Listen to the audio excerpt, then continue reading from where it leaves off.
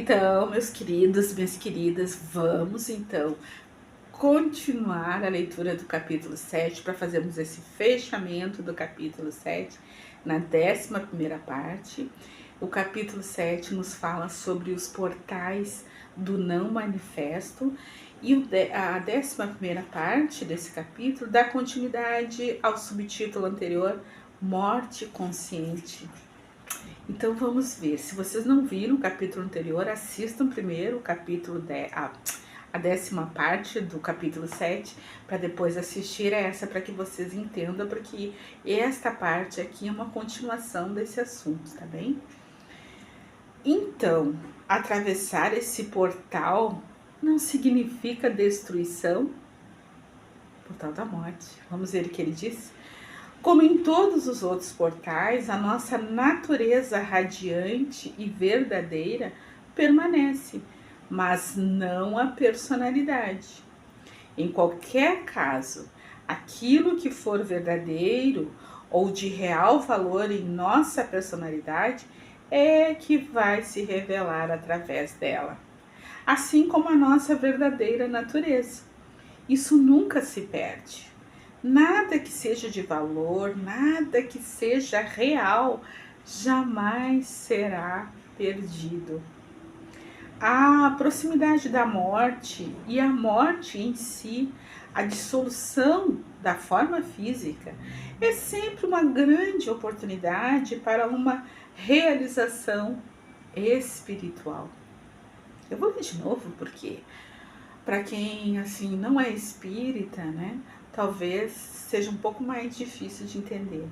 A aproximação da morte e a morte em si, a dissolução da forma física é sempre uma grande oportunidade para uma realização espiritual. Essa oportunidade é tragicamente perdida na maioria das vezes, visto que vivemos em uma cultura que é quase totalmente ignorante com relação à morte, assim como ignora quase totalmente qualquer coisa que realmente importe.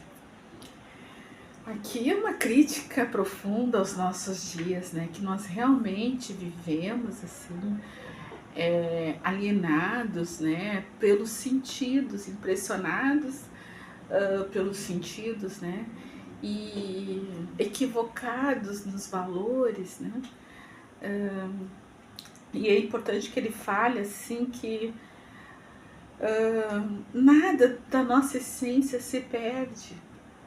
Nesse momento da transição, da passagem, nesse momento que a gente chama de desencarne, de morte, a essência de quem nós somos não se perde, né?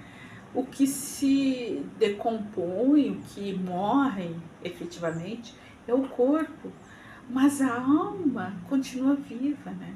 Nossa parte espiritual, ela não é perecível. Perecível é somente o corpo, né? Todo portal é um portal da morte do falso eu.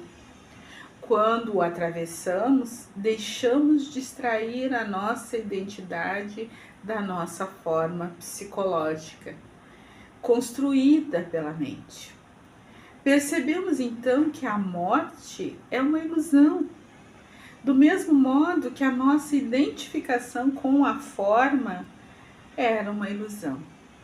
O fim da ilusão é isso o que a morte significa. A morte é o fim da ilusão, né?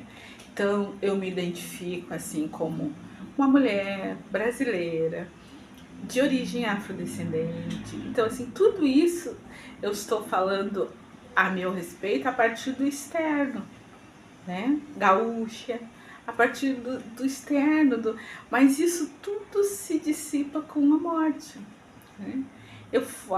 Quando nós nos encarnamos, nós voltamos a ser essencialmente luz, né? E já não temos, como é que chama? Nós não temos limitações geográficas, físicas, materiais, né?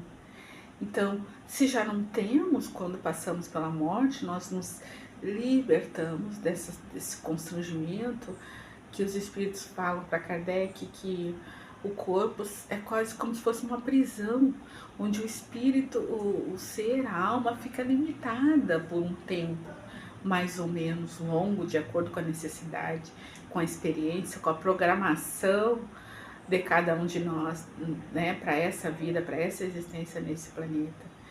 Então, ele faz quando deixamos de extrair a nossa identidade da nossa forma psicológica construída pela mente. Então, a gente pergunta assim, quem é você? E nós normalmente dizemos, eu sou professor, eu sou artista, eu sou mãe, eu sou irmã, eu sou... Então a gente tem toda uma persona que a gente construiu para transitar nessa existência, né? Então, a gente deixa de se identificar a partir dessa persona, né? A partir desse ego, dos limites desse ego, né? Que segundo Jung, ego tem data de nascimento, né? O nosso ego começou a existir quando nós nascemos, né? Então, percebemos então que a morte é uma ilusão, do mesmo modo que a nossa identificação com a forma era uma ilusão. O fim da ilusão é isso o que a morte significa. Ela só é dolorosa enquanto permanecermos presos à ilusão, né? Enquanto nós acharmos que nós somos um corpo que tem um espírito, enquanto a gente não entender que nós somos um espírito que vive uma experiência evolutiva de desenvolvimento, de progresso através do corpo físico, pelo tempo que Deus determina para cada um de nós nessa jornada aqui no plano terreno. Então, será natural o momento da passagem. Será uma passagem mesmo, né? Como quando a gente sai aqui do Rio Grande do Sul, esse frio, né? Pega um período frio e vai lá pro Nordeste, né?